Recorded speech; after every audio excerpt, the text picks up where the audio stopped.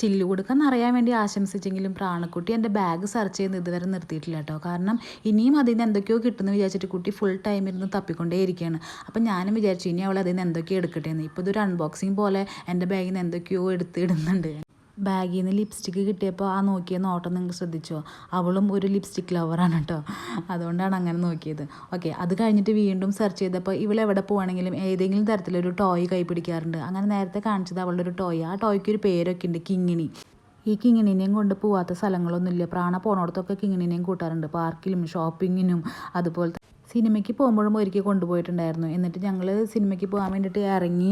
അപ്പോഴാണ് പറയണത് അയ്യോ എൻ്റെ കിങ്ങിണീനെ എടുത്തിട്ടില്ലല്ലോ എന്ന്. അങ്ങനെ തിരിച്ച് വന്നിട്ട് കിങ്ങിണീനെ തിരഞ്ഞെടുത്തിട്ട് കൈപ്പിടിച്ച് പോയി സിനിമ കണ്ടിട്ടുണ്ട് ഞങ്ങൾ. അത്രയും ഫ്രണ്ട്സാണ് അവർ തമ്മിൽ. കിങ്ങിണി എന്ന് പറഞ്ഞു കഴിഞ്ഞാൽ എനിക്ക് ചിരി വരും ഈ ഒരു കുഞ്ഞു സാധനത്തിനെ കിങ്ങിണി എന്ന് വിളിക്കുമ്പോൾ. ഇതിൻ്റെ ഇടയ്ക്കിൽ ആൾ നല്ല രീതിയിൽ എൻ്റെ കയ്യിൽ നിന്നുള്ള പൈസ ഒക്കെ ഇട്ട് ചിലവെടുക്കാൻ നിറയ്ക്കുന്നുണ്ട് കേട്ടോ. അങ്ങനെ അവൾ നിറയ്ക്കട്ടെ.